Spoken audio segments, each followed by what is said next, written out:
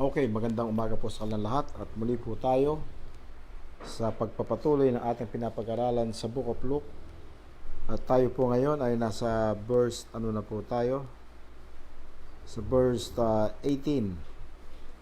At ito po ay kadugtong ng ating tinalakay kahapon na kung paano yung isang bata na ililibing ay pinagaling ng ating binuhay ng ating Panginoon mula po sa kamatayan.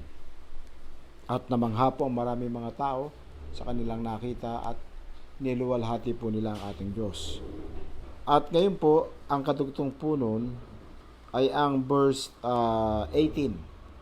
At ito po ang sinasabi sa verse 18. And the disciples of John showed him of all these things. So, ang mga disipulo po ni John, ito po si John the Baptist ito po yung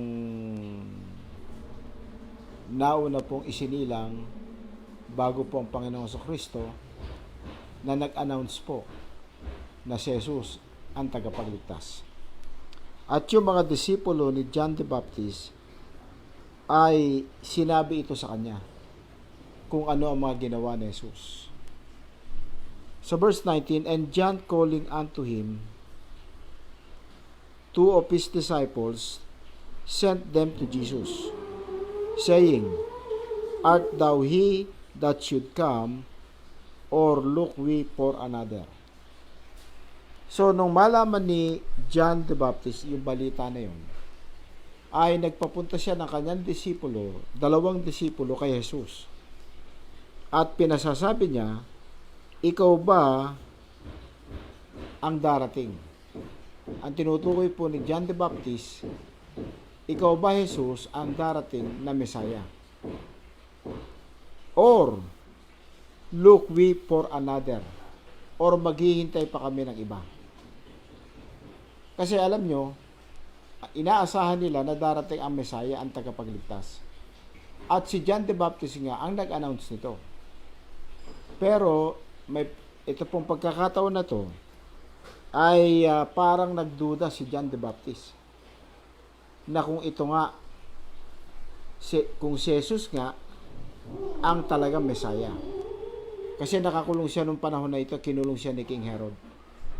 Kaya nung mabalitaan niya itong mga ginawa nito ni Jesus, para siya manigurado, pinapunta niya kanyang 2 disipulo, ipatanong, ikaw ba si Christ, kumbaga ikaw ba yung aming hinihintay or titingin pa kami ng iba? Yun ang pinapasabi ni John the Baptist. At dito po sa verse 20, when the men were come unto him, they said,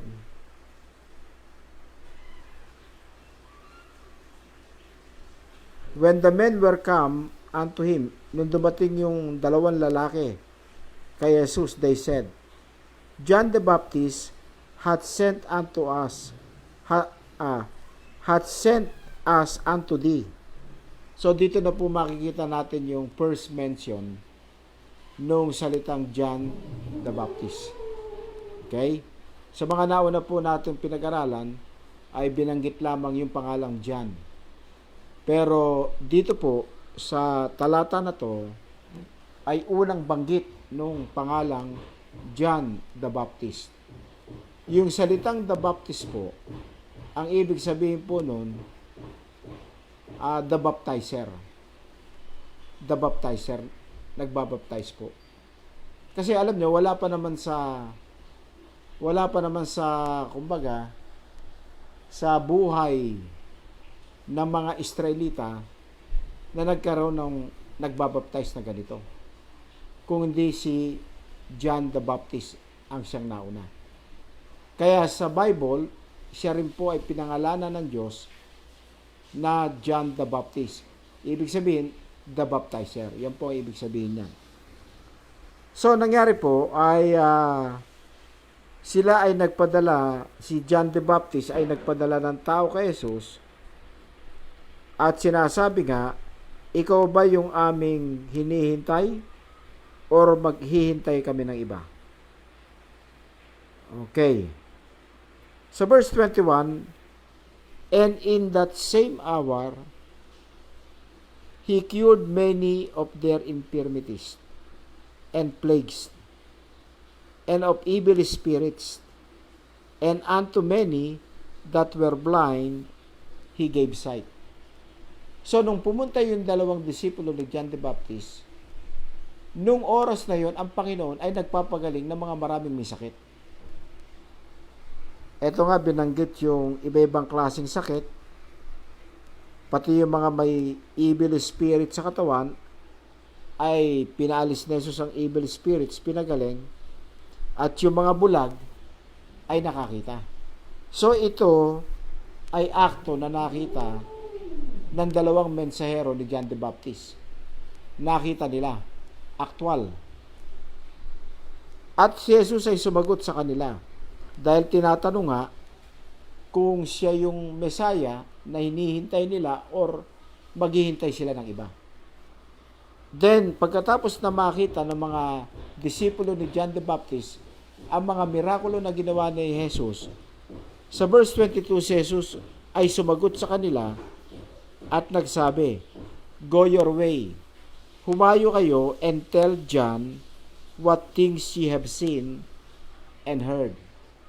Humayo kayo at sabihin nyo kay John the Baptist kung ano ang nakita nyo at kung ano ang narinig nyo.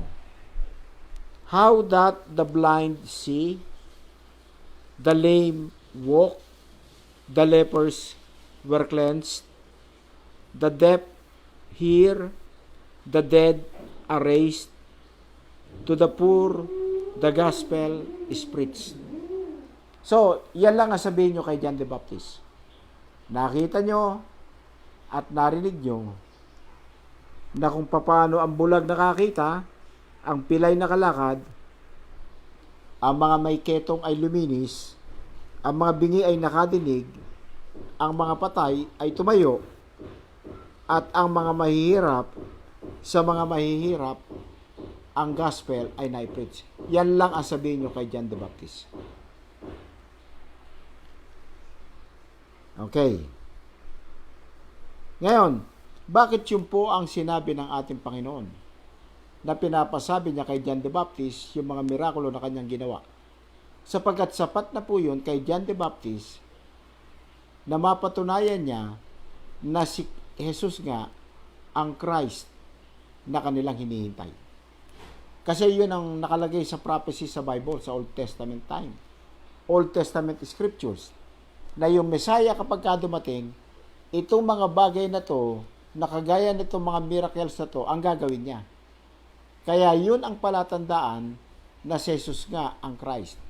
Kaya yun ang pinaalam ni Jesus kay John the Baptist na pinakita niya at narinig ng dalawang disipulo ni John yung pangyayari. Kaya kapag yun ay sinabi niya kay John the Baptist, sapat na yun para kay John the Baptist. Kumbaga automatic na yun, confirm na ito nga yung Christ na kanilang hinihintay. So ganun po ang nangyari, no? Kaya magtataka po kayo, ako iniisip ko rin. Nung pinapunta yung dalawang disipulo ni John the Baptist, nung pinapunta niya, talagang nung sila'y nagtanong kung si Christ nga yun, ang hinihintay na Messiah, ipinakita muna ni Christ ang paggawa niya ng miracle. Ipinakita at ipinarinig niya sa kanila. At nung kanilang makita at marinig, sapat na yun na ebidensya para sa mga dalawang disipulo na magsasalita kay John the Baptist. At yun naman ang pruweba ni John the Baptist na ito nga yung sinasabi sa Biblia na darating na Messiah. Kaya ganyan po yan. Okay. Sa verse 23, ang sabi ni Jesus, "And blessed is he whosoever shall not be offended in me." At mapapalad yung mga tao, pinagpala ang mga tao na hindi ma-open sa akin, ang sabi ni Jesus. Kaya ganyan. Ngayon, bakit po sinabi ng ating Panginoon, mapapalad yung mga taong hindi ma-open sa Kanya? Sapagkat maraming mga tao kapag ka narinig si Jesus o nalaman si Jesus, na-open sila. Na-open sila. Kumbaga para bang hindi sila kasi naniniwala at parang inaayawan nila. Kaya mapalat ang mga taong hindi ma-open sa ating Panginoong Jesucristo. At marami po niya mga tao na yan. Makikita niyo sa Bible, nabasa natin. Hindi nila kinikilala si Jesus na siyang Mesaya o tagapagligtas. Okay? Kundi hinahamak nila, minamalit nila, at sila'y nagsasalita ng mga bagay-bagay na hindi maganda. Kaya yan po ang sinabi ng ating Panginoon. And when the messengers of John were departed, he began to speak unto the people concerning John. Nung nakaalis na yung dalawang disipulo nito, si John the Baptist, ay nagsalita ang Panginoong Jesucristo patungkol kay John the Baptist. Nagsabi siya patungkol kay John the Baptist. Ang sabi po dito, what went ye out, ang sabi ni Jesus, into the wilderness for to see. Pasensya po kayo sa ingay. Yung kapitbahay po namin ay nagre-repair po ng kanilang bubungan. At gumagamit niyang mga barena. Kaya, ewan ko kung malino na naintindihan nyo, kung pagtyagaan nyo na lang. Hindi naman natin masabihan na huwag sila mag-ingay, kundi nire-repair po nila yung kanilang bubong.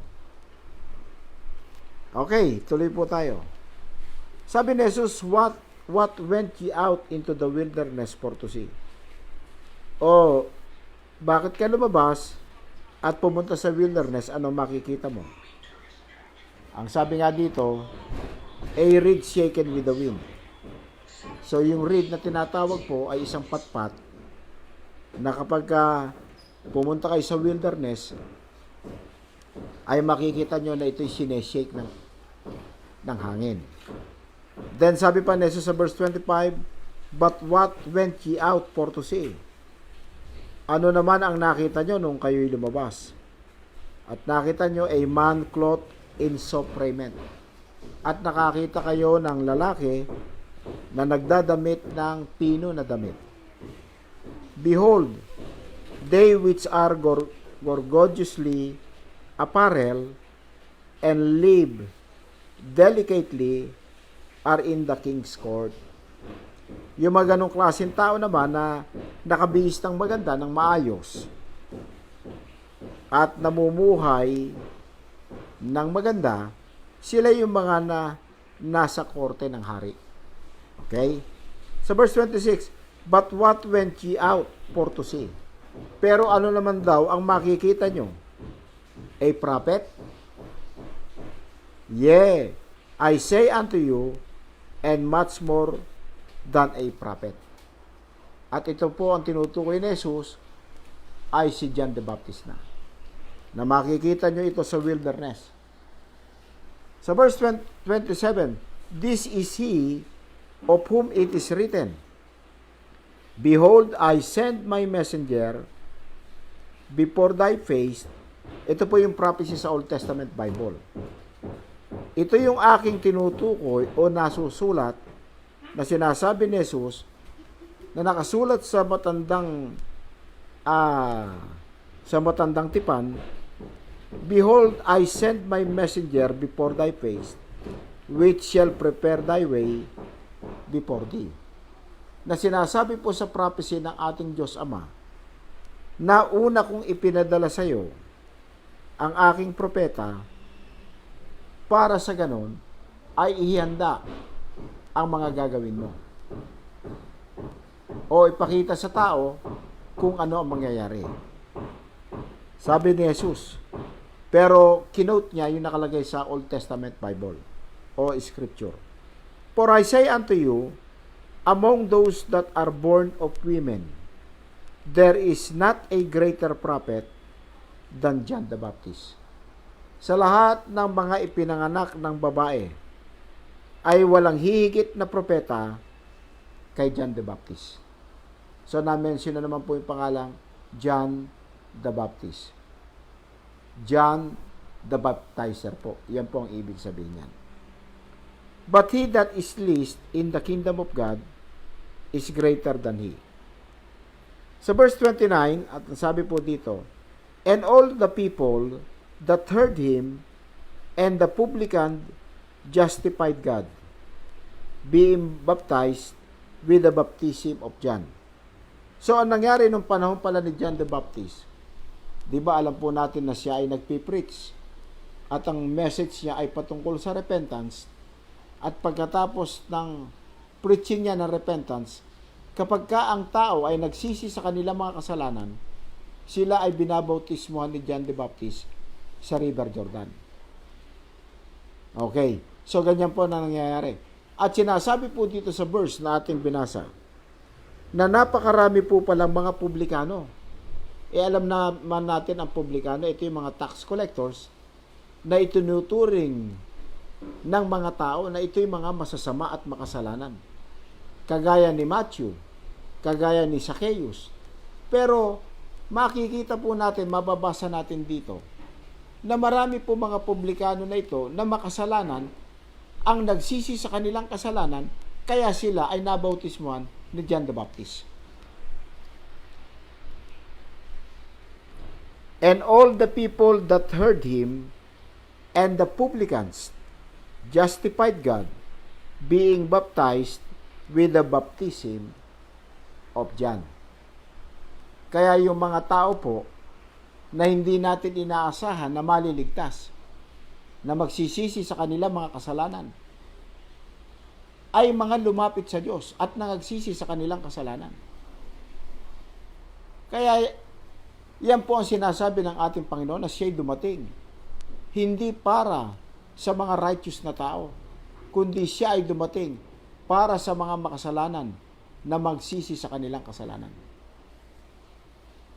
Kaya yung mga taong hindi inaasahan na sinasabing masama, makasalanan, ay sila pa ang mga lumapit at humingi ng tawad sa kanilang kasalanan sa Diyos. At sila ay napatawad. Kaya walang imposible sa sino mang tao, anuman ang kanyang kalagayan, masama, konting masama, o napakasama, ay pwede pa rin lumapit sa Diyos at humingi ng tawad. Kaya wag nating i-underestimate ang mga ganitong klaseng tao na kagaya ng ginagawa ng ibang mga Pariseyo na ina-underestimate nila ang mga makasalanan, ang mga publikano. Bakit sinasamahan ni Jesus? Bakit sumasama si Jesus na kumain kasama nila? Sapagkat ang mga makasalanan niya, ang publikano, bagamat ganon ang kanilang spiritual condition, ay pwede palang masave, pwede palang lumapit sa Diyos. So, iba yung kaso na nagsisi sa kanilang kasalanan na lumapit sa Diyos sa pamamagitan ni John the Baptist, at iba pa yung mga tao na lumapit sa pamamagitan ng ating Panginoong Jesucristo.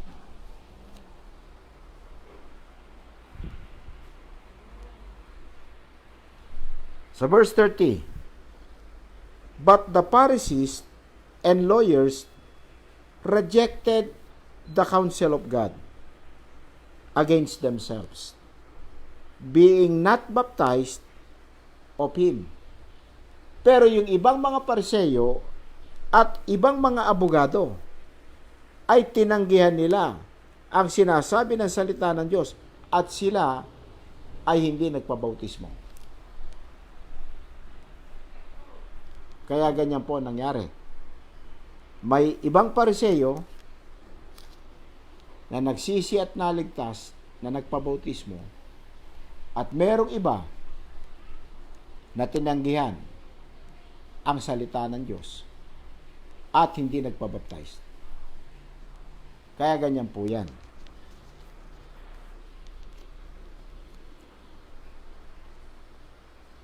Sa verse 31, and the Lord said, at sinabi ng Panginoon, whereunto then shall I liken the men of this generation? And to what are they like? Ngayon, dahil dito, saan ko maikukumpara ang generation na ito? Saan ko maikukumpara ang ganitong klaseng mga tao? They are like unto children sitting in the marketplace and calling one to another and saying, We have piped unto you, and ye have not danced.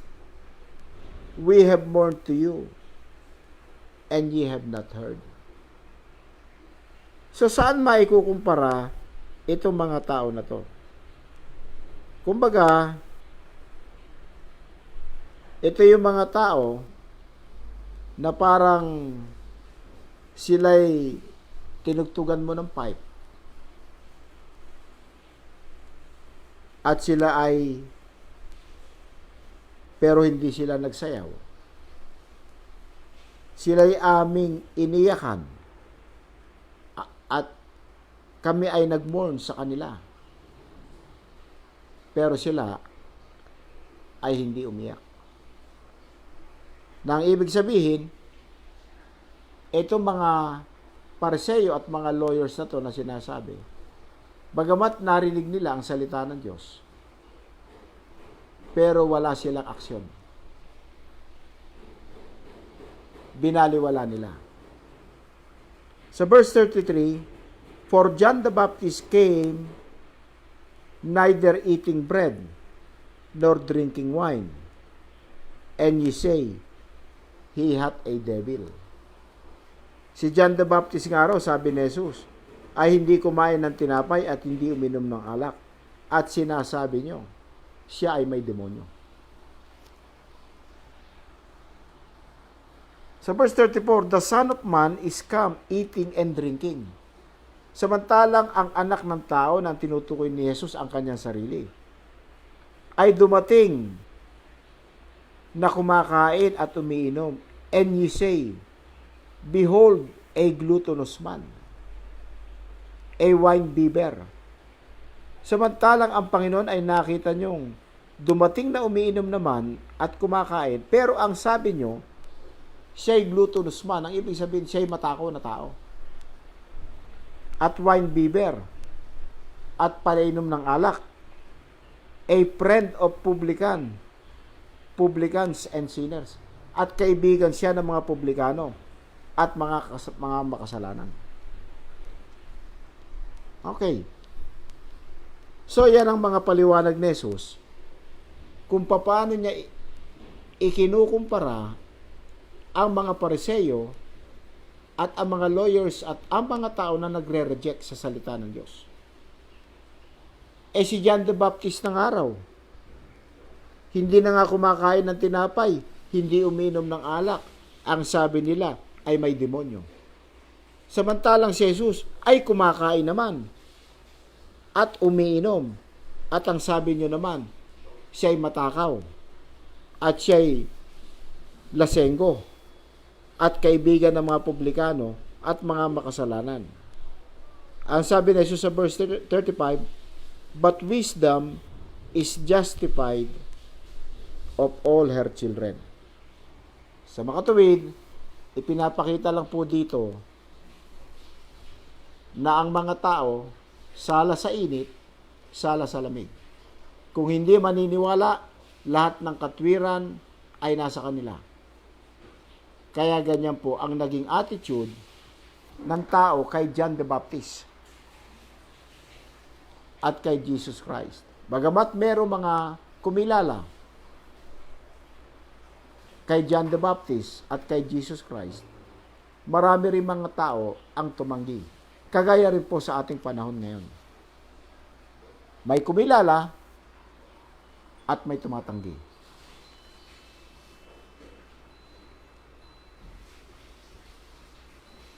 Okay, sa verse 36.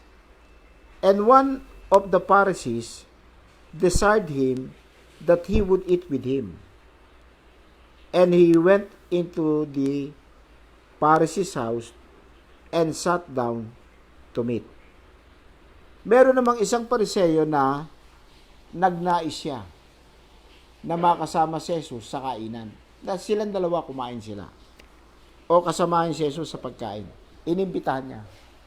So, ang ginawa naman ni Jesus, siya'y sumama. sa Pariseyo, sa bahay ng Pariseyo, at umupo para sila kumain. Okay, ano ngayon na nangyari nung sila ay nasa bahay ng Pariseyo? And behold, a woman in the city, which was a sinner, when she knew that Jesus sat at meat in the Pharisee's house, brought an alabaster box of ointment. Nung si Jesus ay sumama sa Pariseyo na nag-imbita na kumain sa bahay nila, pumunta si Jesus. At sila'y kakain. At nung nabalitaan ng isang babae, at itong babae na to sa city, ay kilalang makasalanan. Nung nalaman niya na si Jesus ay nasa bahay ng Pariseyo, ang ginawa niya, siya ay pumunta. Nagkusa siyang pumunta kay Jesus at dala niya yung alabaster box of ointment. Ibig sabihin, ito ay isang box na punong-puno ng ointment. Ito pong ointment, ito po yung ginagamit na kapag ikaw ay may masakit sa katawan, ito'y ipinapahid at nakakatanggal ng sakit ng katawan. Alam nyo naman, nung panahon nila, wala namang gamot-gamot gaano nun. So, yung mga pampahid ang kanilang ina-apply. Okay. So, merong isang babaeng dumating na sinasabi na isang makasalanan. At ang sabi sa verse 38, and stood at his feet behind him, weeping. At yung babae ay nasa paanan sa likod ng ating Panginoon. Nasa paanan likod ng ating Panginoon, yung babaeng makasalanan. At umiiyak. And began to wash his feet with tears. At sinimulang hugasan daw ng babae ang paa ng ating Panginoon sa pamamagitan ng kanyang mga luha. And did wipe them with the hairs of her head. At ang pinangpunas niya sa paa ng ating Panginoon sa kanyang mga luha ay ang kanyang buhok. So kakaiba po ito, ha? And kissed his feet. At hinalikan niya pa ang paa ni Jesus. And anointed them with the ointment. At inanoint niya pa ng ointment yung paa ng ating Panginoon. So, sino ang gumagawa nito? Sino ang nakagawa nito? Kung bakit ba naman yung pangbabaeng makasalanan na sinasabi ang siyang gumawa nito? Sa verse 39, now, when the Pharisee, which had bidden him, saw it, nung makita ng Pariseyo na yun na nag-imbita kay Jesus sa kainan, he spake with himself. Ang sabi niya sa kanyang sarili, this man, if he were a prophet, would have known who and what manner of woman this is that toucheth him, for she is a sinner. So yung Pariseyo na nag-imbita kay Jesus, napunan niya at sinabi niya sa kanyang sarili, kung itong si Jesus ay isang propeta, dapat malalaman niya kung anong klaseng babae ito na gumawa nito. Balik mo agad. Dapat nalaman ni Jesus kung anong klaseng babae ito, kung siya'y propeta. Kung sino itong babae na to na humawak sa kanya. At ito ay babae na makasalanan. So yun ang sabi ng Pariseyo sa kanyang sarili. Sa verse 40, and Jesus answering said unto him. So, si Jesus naman, siyempre, alam niya yon, yung nasa isip nung Pariseyo. O maaaring sinabi rin sa kanya, yung bagay na ganon. At ang sagot ni Jesus ay ganito. Tinawag niya si Simon Peter. Sabi niya, Simon, I have somewhat to say unto thee. And he saith, Master, say on.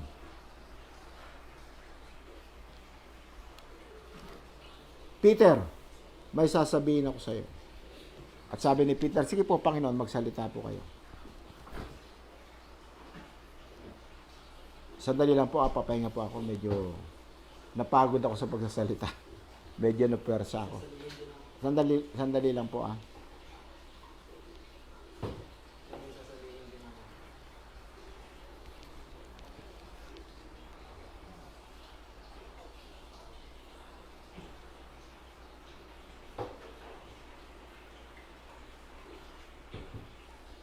Isulat mo na lang. Ay. Yung tayo sa bahay, yung dart na ginamit, diba isang light, isang dark. Halos na lang, mahigit 25 na lang yung natira, yung dark. Ngayon, binilang ko yung light, yung pang accent, ang meron 140. Sabi ko kay William, yun na lang yung gamitin sa isang CR, yung light. Bibili na lang kasi bibili din siya ng pang-accent niya. Yun na lang ang palitan. Kasi hindi mo na magagamit yung light po. Hindi na. Yun na Palit na lang. Yun na rin ang gagamitin. Kaso magdadagdag ako. Kasi Okay kulang. lang. Okay lang magdagdag. Kasi hindi naman pwedeng kulang yung ibalik mo pa yun. Yun na yung mas marami. Kaya ano na kailangan. Ngayon, bibili na lang siya ng accent. Tsaka bibili siya ng inodoro niya. Toilet bowl. Sige, mamaya na. Sandali lang po nangawit po yung leg ko sa pagsasalita. Medyo napersa yung pagsasalita. Magkano ba ang isang taon?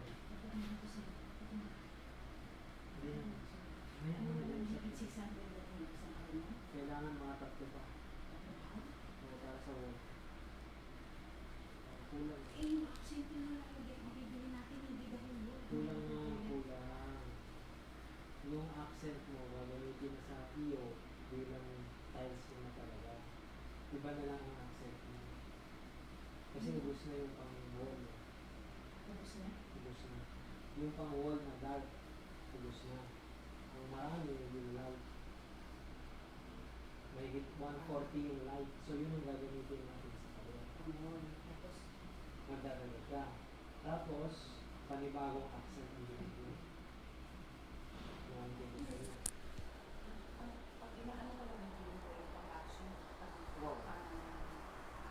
Pwede siya naman yung pag-flow. Magkano ba yung isang kamot natin?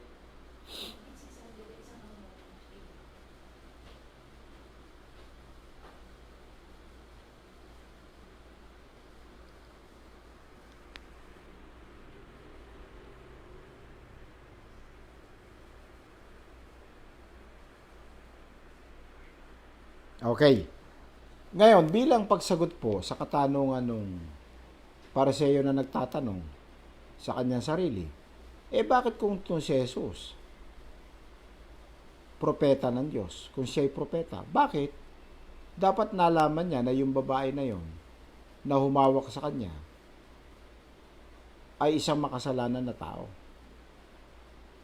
Kasi alam niyo, sa totoo lang, ang mga Pariseyo ay mga kilig na kilig sa mga taong makasalanan. Ang ibig sabihin, masyado silang partikular sa mga sinasabing makasalanan daw, kagaya ng publikano at mga harlots. Kumbaga, sila yung mga diring-diri, kumbaga, sa kasalanan ng tao. Pero ang problem po dito, ang mga Pariseyo, hindi din nila nakikita yung mga kanilang mga kasalanan at kasamaan na ang Panginoong Jesucristo lang ang nag-expose. Ngayon, so yun ang katanungan ng Pariseyo, bakit hindi, kung propeta siya, bakit hindi niya nalaman kung anong klaseng babae ang humawak sa kanya na yan ay isang makasalanan. Kaya ngayon, bilang pagsagot sa katanungan ng Pariseyo sa kanyang isip, tinawag ni Jesus si Simon Peter at sinabi niya, Peter, may sasabihin ako sa iyo. Sabi naman ni Peter, sige po Panginoon, magsalita po kayo. At ang Panginoon ay gumamit po ng ilustrasyon. Ang sabi niya sa verse 41, there was a certain creditor which had 2 debtors. Merong isang nagpapautang daw po na meron dalawa naman na umutang. The one owned 500 pence and the other 50.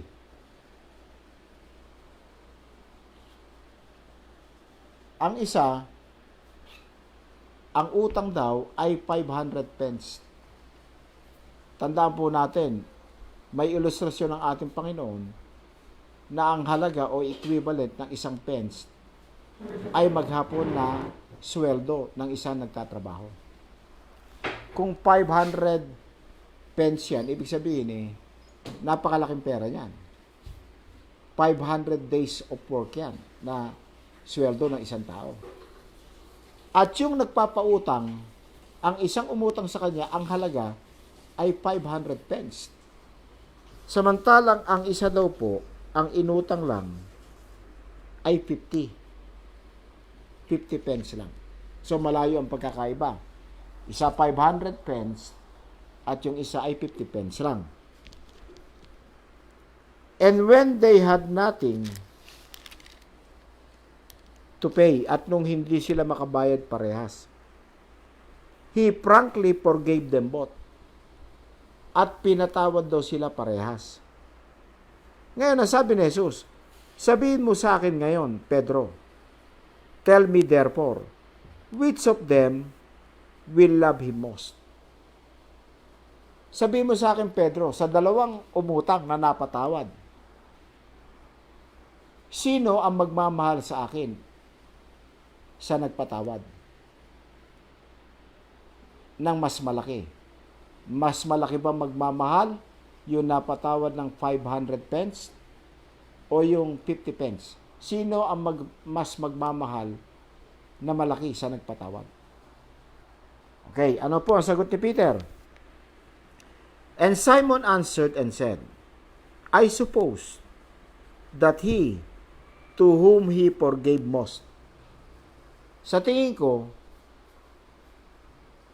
yung napatawad ng malaki o nagkakautang ng malaki, siya ang mas magmamahal kesa sa 50 lang ang napatawad sa kanya.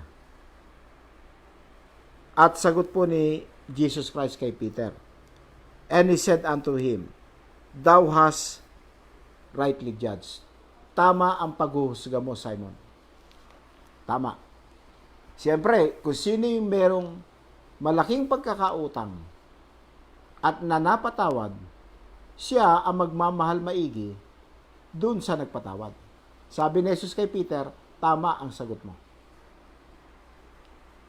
Ngayon, ang ginawa ni Jesus ay tumingin dun sa babae, bumaling sa babae. And he turned to the woman according to verse 44 and said unto Simon. Pagkatapos siyang bumaling sa babae, sinabi ni Jesus kay Simon Peter, seest thou this woman? Nakikita mo ba itong babae na ito? Pumasok ako, I entered into thine house. Thou gavest me no water for my feet. Pumunta ako sa bahay mo, Simon, pero hindi mo ako binigyan ng tubig para sa paa ko. but she hath washed my feet with tears. Pero itong babae na to, hinugasan niya ang aking paa ng luha niya, and wiped them with the hairs of her head. At ang ipinampunas niya sa aking paa ng kanyang luha ay ang buhok niya mismo. At sabi niya sa verse 45 ni Jesus kay Peter, kaharap yung babae, at kaharap siyempre yung Pariseyo. Sabi ni Jesus kay Peter, thou gavest me no kiss. Ako, hindi mo ako hinalikan. But this woman, since the time I came in, hath not ceased to kiss my feet. Ako, Pedro, hindi mo ko hinalikan. Pero itong babae ay hindi tumigil. Magmula nang dumating ako, na paghahalikan ang aking mga paa. Sa verse 46, sabi ni Jesus kay Pedro, my head with oil thou did not anoint. Ang aking ulo, Simon, Peter, hindi mo inanoint ng oil. But this woman hath anointed my feet with ointment. Pero itong babae na to, ay inanoint niya ang aking paa ng ointment, ha? Ointment, hindi oil. Mas mahal po ang ointment kaysa sa ordinaryong oil. So, yun ang sinasabi ni Jesus kay Peter. Sa verse 47, wherefore I say unto thee, at dahil dito sinasabi ko sa iyo, her sins, which are many, are forgiven. Kaya naman sinasabi ko sa iyo, na yung kasalanan ng babae na to, na marami, ay pinapatawad ko na. For she loved much, sapagkat itong babae na to, ay masyadong nagmahal sa akin. Ang sabi niya, but to whom little is forgiven. Pero sa mga tao na konti lamang ang kanilang inialay, kumbaga sa akin, ay konting kapatawaran lamang. Pero itong babae na to, marami siyang kasalanan. Pero sa laki ng pagmamahal niya sa akin at ginawa niya, pinapatawad ko ang lahat ng kanyang kasalanan.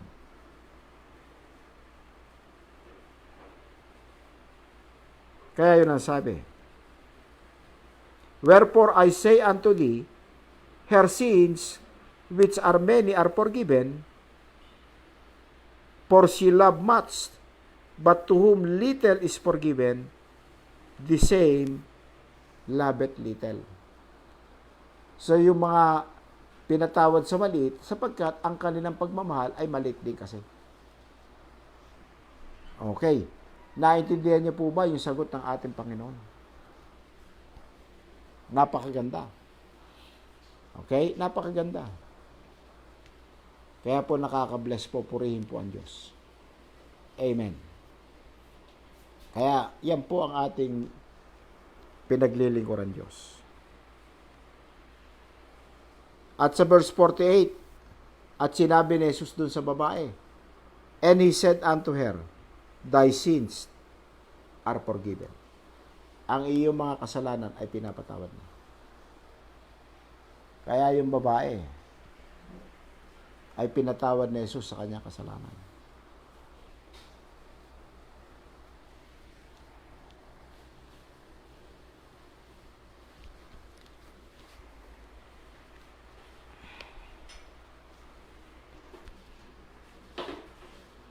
Sa verse 49, and they that sat at meat with him began to say within themselves, who is this that forgiveth sins also? At yung maraming mga tao doon na nakaupo ay nagsasabi sa kanilang mga sarili, sino ito na nagpapatawad ng mga kasalanan? At si Jesus ay nagsalita sa babae. Ang sabi niya sa babae, thy faith hath saved thee. Ang pananampalataya mo ang nagligtas sa iyo. Go in peace. Humayo ka na sa kapayapaan. Amen. So, yung babae, hindi lang pinatawad sa kasalanan, kundi sinabi ni Jesus, ang pananampalataya mo, iniligtas ka. Sige na, humayo ka na sa kapayapaan. Amen. Nakita niyo po, ganyan po kasimple ang Panginoong Yesus magpatawad na kasalanan ng tao. Iba-ibang pamamaraan ang paglapit ng tao sa Kanya. Pero, nagpakita ang tao ng kababaang loob at pagpapakita ng kanyang pagsisisi sa kanyang kasalanan. Pag-acknowledge sa kanyang sarili na siya'y nagkasala sa Diyos. Kaya yung babae ay umiiyak.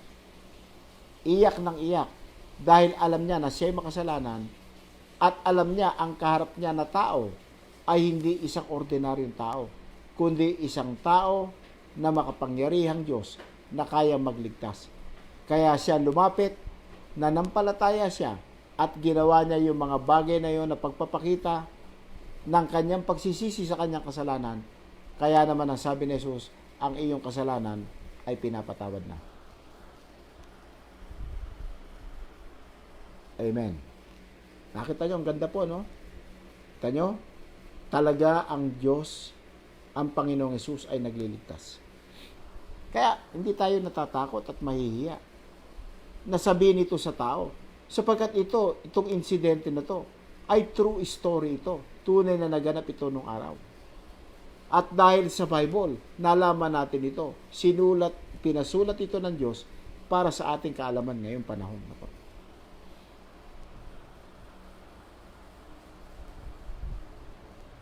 Kaya napakaganda po. Kagaya ng magnanakaw na nakapako sa krus. Sabi niya sa Panginoong Hesus, Panginoon, pagdating mo sa iyong kaharian, alalahanin mo ako. At sabi ni Jesus, sa ngayon pa lamang ay sasama kita sa paraiso. Ibang pamamaraan, ibang pananalita, ibang aksyon, pero paglapit kay Jesus, kaya napatawad at naligtas. Ang iyong pananampalataya ang nagligtas sa iyo. Amen? Kaya ganyan po nangyari yan. Ang ganda po.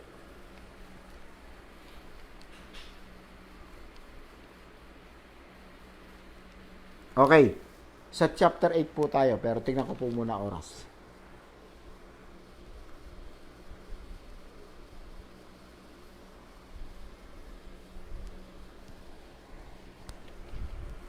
Sa chapter 8 po tayo. And it came to pass afterward that he went throughout every city and village, preaching and showing the glad tidings of the kingdom of God. And the 12 were with him, yung 12 apostles. Then, sa kanilang pagpunta sa ibang bayan, ay meron na naman silang na-encounter na tao. And a certain women which had been healed of evil spirits and infirmities, Mary called Magdalene, out of whom went 7 devils. So merong isang babae dito na pinagaling din ni Jesus na ang pangalan ay si Mary Magdalene. At siya ay merong 7 evil spirit sa kanyang katawan na pinalayas ng ating Panginoong Hesus. At sa verse 3, ang mga babae na kanyang na-meet. And Joanna, the wife of Susia, Herod's steward.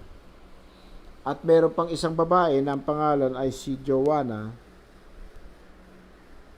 na asawa ng steward o katiwala ni King Herod, na ang pangalan ay si Chusa.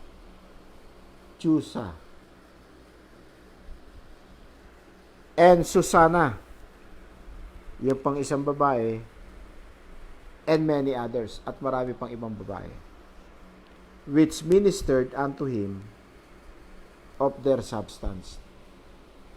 Ibig sabihin, ito mga kababaihan na to na binanggit, ito yung mga kababaihan na tumulong kay Jesus at sa kanyang 12 apostoles na may kinalaman po sa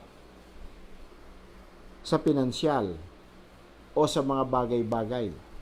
Kasi ang sabi, which ministered unto him of their substance. So, ibig sabihin, itong mga kababaihan na to, sila ang tumutulong na suportahan ng Panginoon sa pangangailangan, lalo na po sa pagkain. Kasi ang ginagawa po nila Jesus ay papunta-punta po na iba-ibang lugar, bayan, at nagpipreach. So, ito po mga babae na to ay madalas na sumasama rin at marahil ito yung naghahanda ng mga pagkain nila Jesus. Kaya yun po ang kanilang naging ministry.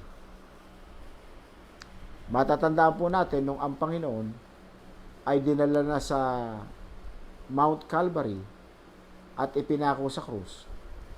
Yung mga babae na to ay nandun din. At pinapanood nila ang ating Panginoong Jesus.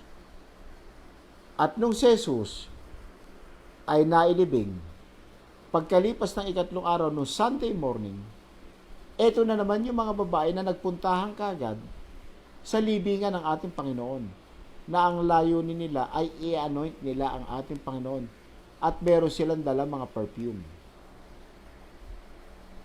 Kaya ito mga babae po na to ay naging napakabait po at mapagmahal kay Jesus. At kahit po sa kapanahunan natin ngayon, sa karanasan po, na mga naglilingkod sa Diyos, marami rin po mga kababaihan ang tumutulong sa mga lingkod ng Diyos. Tumutulong sa mga pagkain, tinutulungan nila sa mga, kung minsan ng mga damit ay tinutulungan nilang ipaglaban ng damit at ipaplansya ng damit, ipagplansya ng damit. At ganun po ang ginagawa ng mga kababaihan ngayon. At kahit na ako po ay nakakaranas po nito. Dito po sa Kabagan. Marami po mga kababaihan, ipinaghahanda po ako ng pagkain, ipinaglalaba po ako, ipinapagplansya po ako, at kapag ako po ay nagbibihis, at sila po ang tumitingin kung maayos na yung damit ko, kumukuha po sila ng damit, at ibinibigay po sa akin yung mga naplansya na nakasabit. Ganun lang po. Ganun lang po kasimple, pero hindi naman natin to inuutos sa kanila, pero ginagawa po nila bilang pagmamahal po sa kanilang pastor, sa lingkod ng Diyos. So, ito po ang ginagawa ng mga kababaihan natin. At hindi lang dito sa aming church sa Kabagan, sa buong mundo po yan. Ganyan ang pinaka mababait na gawain ng mga kababaihang mga Kristiyano, na sila'y very supportive sa mga lingkod ng Diyos. At kapag kami po'y lumalakad, pumupunta ng outreaches, sila po yung mga naghahanda din ng pagkain na merienda na mga bata o adults na aming mini-ministeran. Sila po yung nagluluto. Sila po ang nagpe-prepare ng pagkain. At sila po ang nagsiserve ng pagkain sa mga tao. At yun po ang kanilang ministry. Bagamat yun naman po, hindi naman po nila gastos yun. Yun po ay gastos po ng aming simbahan. Pero sila po ang nagluluto at pagkatapos naghuhugas pa po ng pinggan at kutsara. Kung pinggan po, kutsara ang gagamitin namin, pero madalas po ay paper plate na lamang po at plastic na kutsara, tinidor, at plastic glass. So ganun po, itinatapon na lang po yon para hindi na po matrabaho. Pero sila po yung very supportive. Yun po ang kanilang mga trabaho. At makikita nyo sa Bible, ganun din ang ginawa nila kay Jesus. Kaya po, mga kababaihan po natin, malaki pong tulong sa ministry. Hindi lamang po ang lalaki ang gumagawa o nagpipreach o ang nagtuturo. kundi ang mga babae naman po ay meron po silang naihahanap na pwedeng itulong sa gawain ng Diyos. At ganun po ang ginagawa nila. Kaya purihin po ang Diyos. Meron din po kaming kasamahan sa church na may tindahan po ito ng mga damit. Halimbawa, RTW. Kapag ka ako po, napupunta dun sa kanilang, sa palengke na kung saan may tindahan sila, o nadadaan ako sa kanilang tindahan, binibigyan po ako ng damit. Kaya po marami akong damit na sinusuot, lalo na po ang mga t-shirt. Bigay lang po ito, binibigay lang po ito. Kahit na ayokong tanggapin, na sila sabi, wag, at kung babayaran ko, ayaw niyang pabayaran. Sapagkat alam niya na ito ay tulong niya sa gawain ng Diyos. Kaya ganun po yun. Kaya natutuwa po ako at nagpapasalamat na ito po ay buong puso nilang itinutulong. Alam po nila. Pati po sapatos. Binigyan po ako ng sapatos. Minsan napunta silang mag-asawa sa Amerika. Nung sila'y bumalik dito, binigyan ako ng original na Nike na rubber shoes. At magandang klase po yun. Pasalubong po nila sa akin. So, ito po yung tinatawag nating normal na ginagawa ng mga believers kay Christ. At ito po ay ina-appreciate natin. At mas lalo na po ang ating Diyos. Sapagkat ito po ay ibinigay alang-alang sa pangalan ni Jesus. Kaya ganyan po yan. Kaya sa Bible nakita rin po natin yan. So kaya, hindi ko po ito binabanggit sa inyo para po kayo ay magbigay o tumulong. Hindi po. Hindi ko po kailangan. Pero, kaya ko lang po ito sinasabi sa inyo bilang patotoo po na mayroong mga ganitong tao na ang kanilang ministry na ginagawa sa Panginoon ay tulungan ang mga naglilingkod sa Diyos. At yan po ay napakasarap malaman, marinig, makita, at mapakinggan. Sa Diyos po ang kaluwalhatian. Ganyan po yan. Kaya natutuwa po tayo yan kasi po kung ano ang kanilang maaabot na makakaya na magagawa para sa Panginoon, sila na po ang nag-iisip ng kanilang gagawin. Tulong-tulong po. Kaya sa trabaho po ng Panginoon, wala pong tao na hindi pwedeng magamit ng Panginoon. Basta ang gawin lang po natin, hanapin natin ang magagawa natin para sa gawain alang-alang sa pangalan ni Jesus. Hindi niyo po ba natatandaan na sinabi po sa Bible, isang basong tubig ang ibigay nyo, ipainom nyo sa lingkod ng Diyos sa pangalan ni Jesus. Kayo ay mayroong malaking gantimpala. So, nakita niyo yung sinabi ni Jesus na yon. Isang basong tubig lang yan na ipinainom nyo sa manggagawa ng Panginoon ay napakalaki ng inyong reward sa Panginoon. Isang basong tubig lang yan. Alam niyo naman ang tubig, kung ano ang tubig. Kaya nga minsan merong biruan. Ito'y biruan lang po ito. Biruan lang po ito. Minsan ang mga biruan niya, kwentuhan niya. Di mas lalo na pala kapag ang binigay mong tubig, may lasa. Lalo na kung may lasa. Di mas maganda. Pero hindi po. Wala pong ano yon. Kumbaga, basong tubig lang ang pinag-uusapan po natin. Okay? So, maliwanag po yun. Kaya, ang dami pala natin pwedeng gawin sa Panginoon. Ang dami. Ito, nakita natin itong mga kababaihan na to. Sabi, which ministered unto him of their substance. Ang ibig sabihin, ito'y mga sarili nilang gastos ito. Mga sarili nilang pag-aari ito na ipinapakain nila sa pangangailangan ni Jesus at ng kanyang mga apostoles. Kaya yan po ang sinasabi dyan. Then sa verse 4, ano po nangyari? And when much people were gathered together.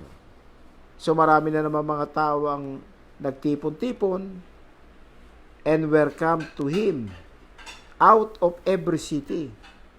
He spake by a parable. So maraming mga tao galing sa iba-ibang siyudad. At ang Panginoon ay nagturo ng isang parable na naman. Actually, itong parable na to ay binanggit din po ito ni Matthew at saka ni Mark. At ngayon ay binanggit din po ito ni Luke. Pero sa ibang pagkakasalita. Pero iisa ang meaning. Okay, basahin ko lang po sa inyo at ito'y narinig nyo na po. Ang sabi sa verse 5 sa parable ni Jesus, a sower went out to sow his seed. And as he sowed, some fell by the wayside, and it was trodden down, and the fowls of the air devour it. Ang isang nagtatanim ay nagtanim ng kanyang binhi, at ito'y nahulog sa tabi ng daan, at ito'y natatapak-tapakan pa. At dumating ang ibon, at ito ay nilamon ng ibon. Sa verse 6, and some fell upon a rock. Ang iba naman ay nahulog sa lupa na mabato. As soon as it was sprung up, at nung ito'y tumubo raw agad, it withered away. Nalanta naman kagad because it lacked moisture. Ngayon, dahil sa mabato, walang ganong lupa ito, tumubo agad. At nung ito'y tumubo, wala raw moisture. At ito ay nalanta. Yung nasa mabatuhan. Sa verse 7, and some fell among thorns. At ang iba ay nahulog sa tinikan. And the thorns sprang up with it. Habang tumutubo yung seed, tumutubo rin yung tinik. And choke it. Kumbaga, pinaligiran ng tinik at inipit ng tinik yung puno na maliit. Kaya, hindi rin po nagbunga ng maganda. Hindi lumago. Sa verse 8, and other fell on good ground. At ang iba naman ay nahulog sa magandang lupa.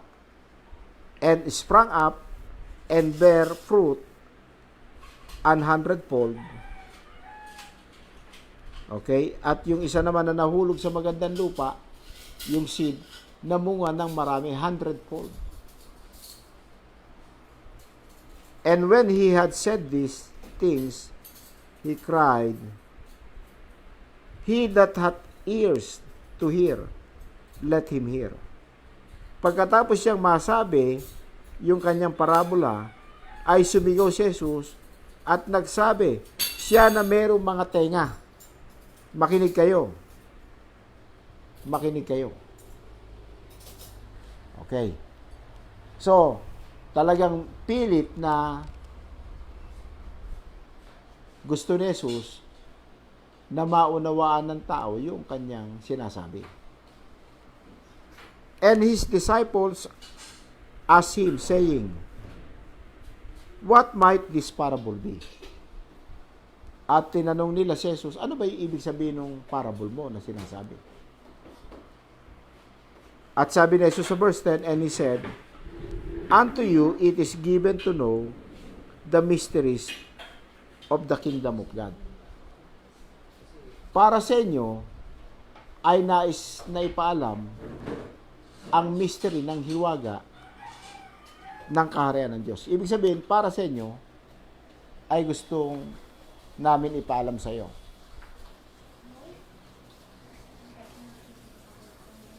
Kunin mo. Okay. But to others in parables. Pero sa iba, kaya ito parabola, kasi para hindi talaga maipaalam sa kanila ang hiwaga ng kaharian ng Diyos. So, yung pagsasalita pala ni Jesus ng parable, ang isang layunin nito para mas maunawaan ng kanyang mga apostles, disciples, ang kahiwagaan ng kaharian ng Diyos. Samantalang sa pamamagitan din ng parable, ang mga nananampalataya, ang matitikas ang ulo, matitikas ang puso, kagaya ng mga Pariseo at iba pa, sa pamamagitan ng parable, para hindi nila lalong maunawaan ang kahiwagaan ng kaharian ng Diyos. Okay, kaya nga ang sabi ni Jesus dito sa verse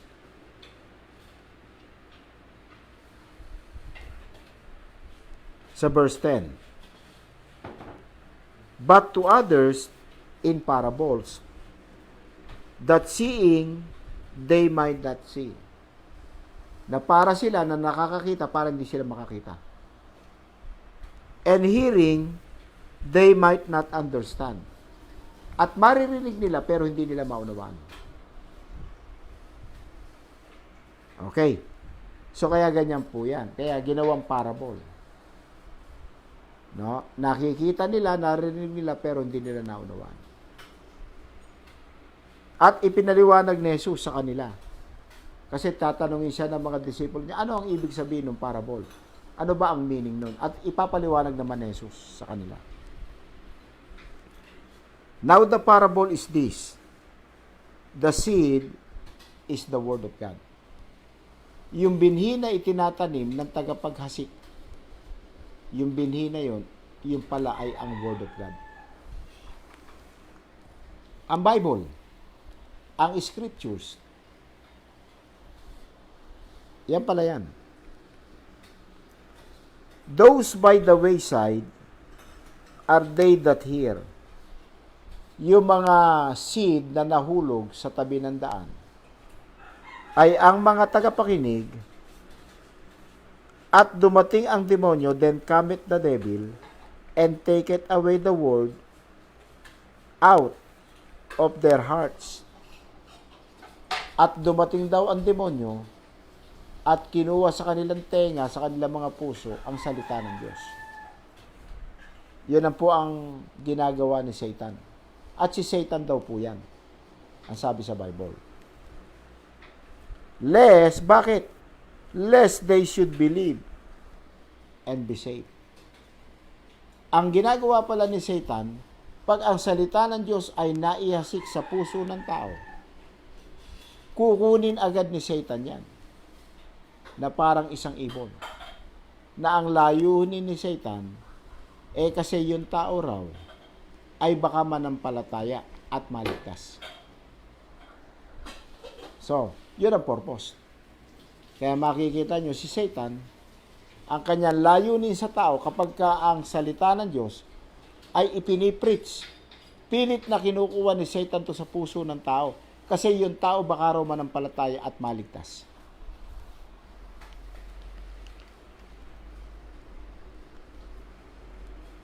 Sa verse 13, they on the rock are they. Yung mga nahulog naman sa mabato na seed. Which, when they hear, receive the word with joy. And these have no root, which for a while believe, and in time of temptation, fall away. So, yung palang nahulog na binhi naman sa mabato, ay ito yung mga taong nakapakinig na salita ng Diyos. Na mukha naman, tinanggap nila na may kasiyahan ang salita ng Diyos. So, nung kanila mga first time na naririnig ito, mukhang masaya naman sila, tinatanggap ito. Pero, wala naman pala silang ugat. Which for a while believe, na panandalian, naniwala. And in the time of temptation, fall away. At nung dumating ang mga temptation, persecution, problems sa buhay, bumagsak. So, hindi pala matatag kasi walang ugat. Yan pala yung mga nahulog sa batuhan. Kaya mag-iingat po tayo diyan. Kayo na nakikinig ng salita ng Diyos at bago ko nyo pinakikinggan ito, kailangan maging matatag kayo at magkaroon kayo ng ugat.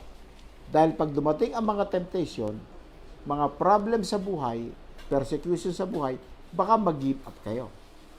At maihahalin tulad kayo sa ikalawang ilustrasyon ng ating Panginoon na ang seed ay nahulog sa batuhan. Kaya pakatatagin nyo ang inyong mga sarili, magbasa kayo ng Bible, makinig kayo ng salita ng Diyos, at kayo maglingkod sa Diyos para maging matatag kayo at magkaroon kayo ng ugat. Yan ang dahilan para kayo magkaroon ng ugat. Okay, sa verse 14. And that which fell among thorns are they. Ito naman po yung mga nahulog sa matinik na lupa. Which, when they have heard, go forth, and are choked with cares and riches and pleasures of this life, and bring no fruit to perfection. So, ang isang ilustrasyon naman na sinasabi, yung seed na nahulog sa matinik na lugar. Siyempre, tumutubo yung puno at tumutubo rin yung tinik.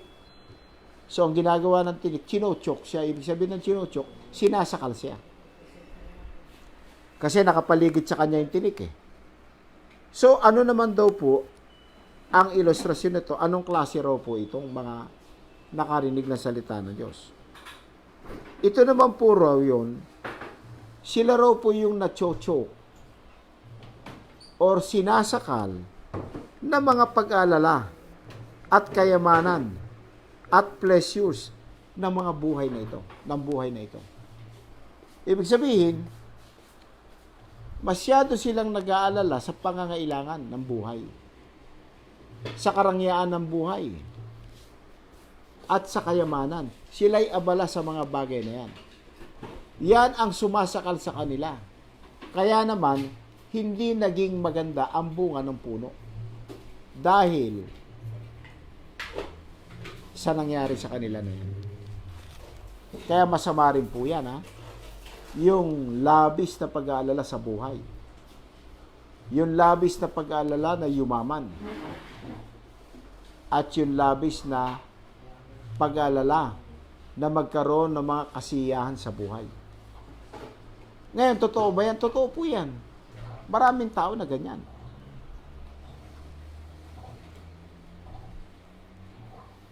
Di ba? Masyado nag-aalala sa buhay. Huwag kayo mag-alala sa buhay. Lalo na kayo na tumanggap na kay Jesus na Savior. Hindi naman kayo pababayaan ng Panginoon. Kung yung mga langgam nga mga ibon niya, pinapakain ng Diyos, ikaw pa, na anak niya.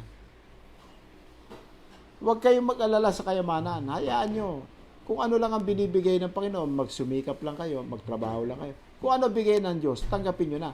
Huwag nyo nang hangarin at magpakasobra pa kayo. Sapagkat sa paghangad nyo ng sobra, maaring ikasama nyo o ikagawa nyo ng kasalanan. Kaya masama rin din po. Relax lang kayo. At yung paghangad na sobrang pleasures, yung mga tinatawag natin na sa Tagalog, rangya ng buhay. Kasiyahan ng buhay. Magarbong buhay. Lakad ng lakad. Pasyal ng pasyal sa ikaliligaya. Walang masamang mamasyal. Pero, wag yan ang hangarin nyo na maigi. So, alalay lang. Okay. Yan yung marangyang buhay. Pleasures of life. So, ang sabi, and bring no fruit to perfection. At hindi nagbibigay ng bunga yan sa ating ikakabuti. Pero sa verse 15, but that on the good ground, are they, which in an honest and good heart, having heard the word, keep it, and bring forth fruit with patience. Pero yung nahulog sa mabuting lupa o magandang lupa ay sila na mayroong puso na honest at magandang puso, mabuting puso. Na narinig ang salita ng Diyos, iningatan, pinangalagaan ito. At ito ay nagbunga ng magandang bunga dahil sa pagpapasensya. Kaya ang Christian life ay pasensya din po yan. Okay.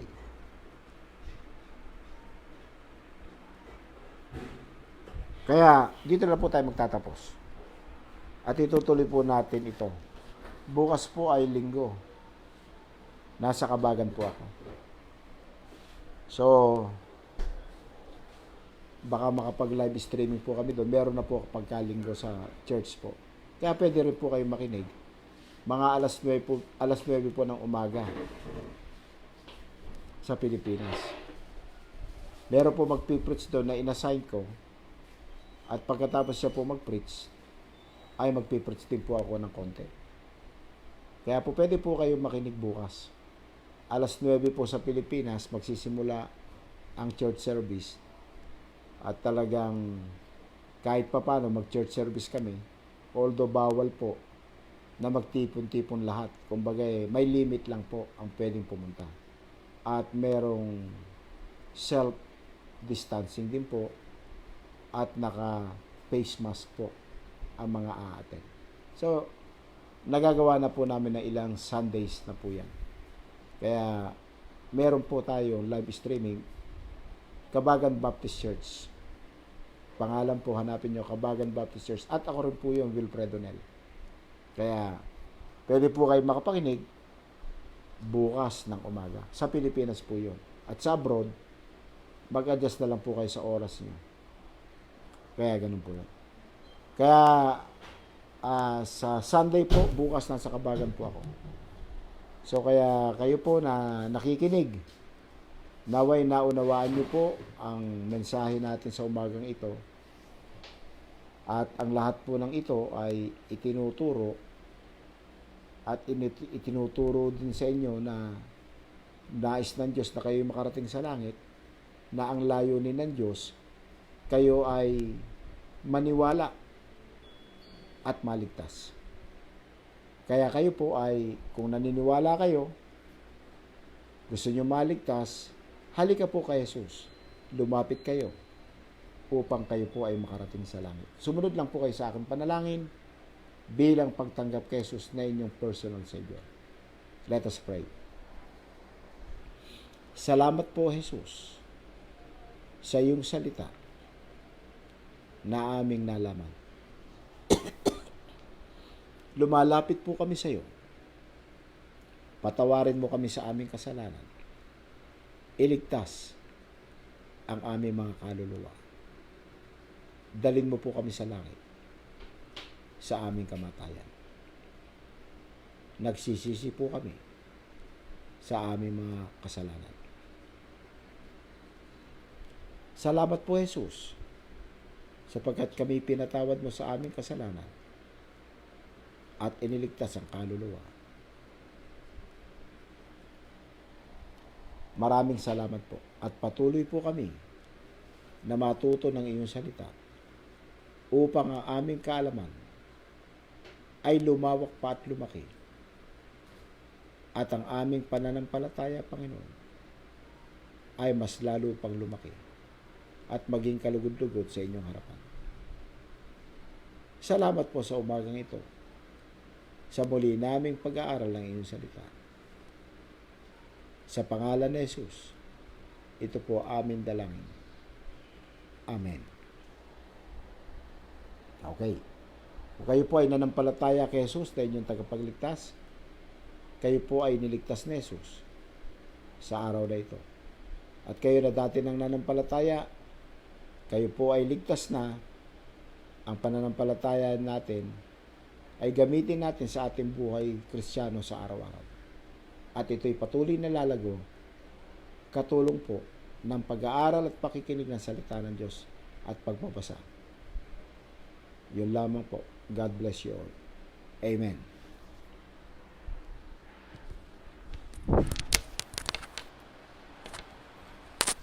Christian music po, kung gusto nyo makinig lang po kayo.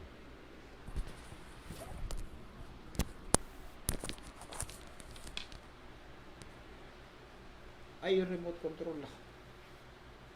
Hindi dinala. Dali lang po ha.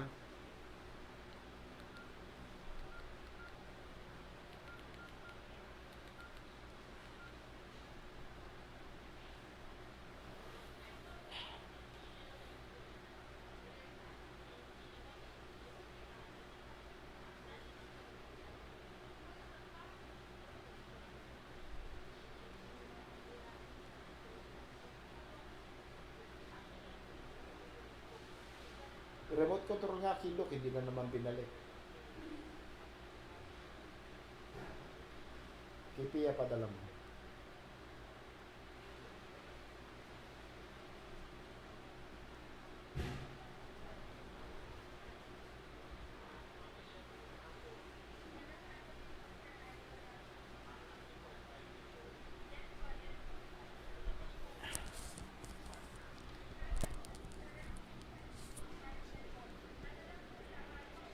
At paalala ko po yung mga videos nyo, nagpadala na po ako sa inyo. 2 video na po yung pinadala ko.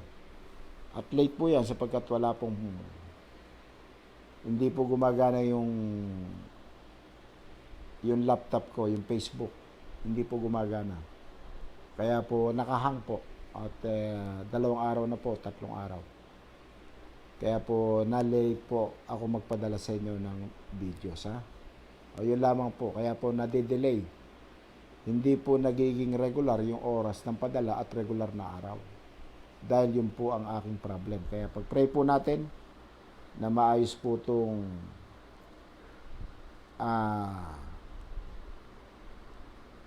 sa Facebook ko.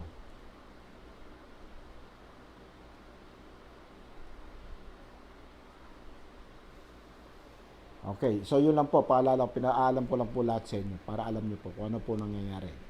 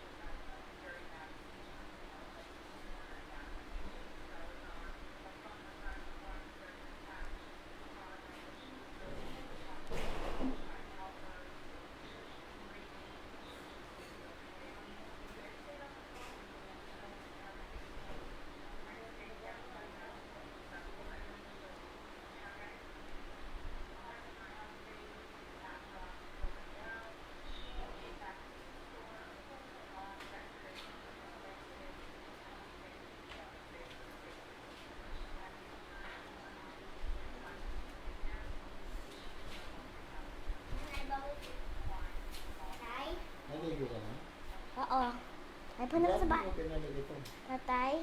Oh. Because mommy say you don't need it naman, but you need it. Hindi, babalik ko, sabi, I forgot. Babalik ko, but mommy don't let me.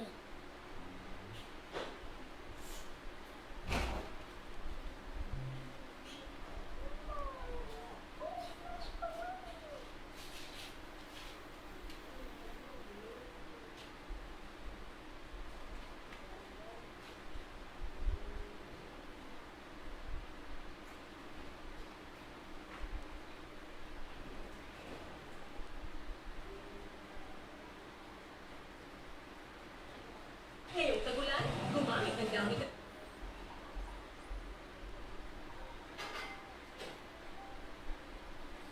Fatwa kontra kulor. Big power ang sun freshness.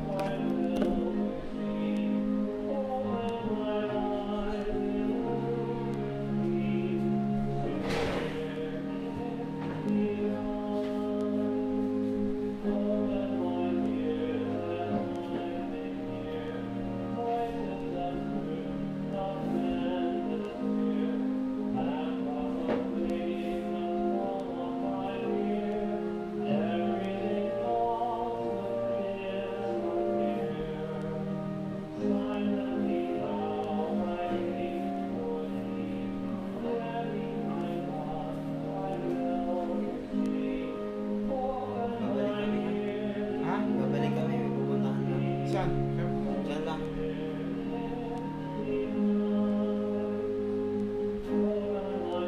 Saan punta? Sa Wilpon. Bakit? Yung sa tiles niya. Yun lang naman. Sandali na. Bakit sasama ka ba?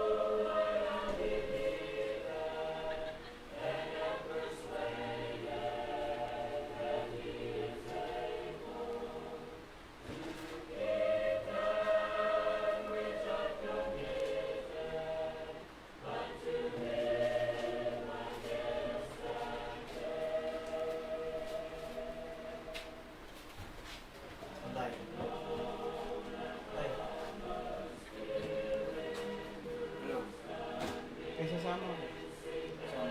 Eh, paano yung mga tiles doon? Ano yun? Gawin na lang yun. Yung mga tiles ko. Hindi, gagamitin lang natin yung mas marami, yung lighter, yun ang gagamitin. Ah. Tsaka may magagamit pa naman ngayon. Halos tapos na yung flooring. Itigil mo na kasi yan para makapag-decide na tayo. Kaya. Halika na makapag-decide na.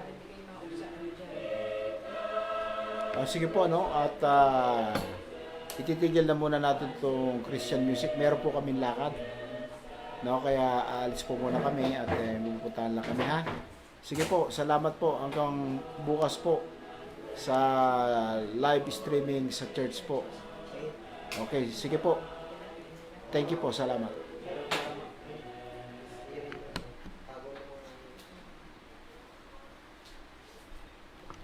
Iyan mo.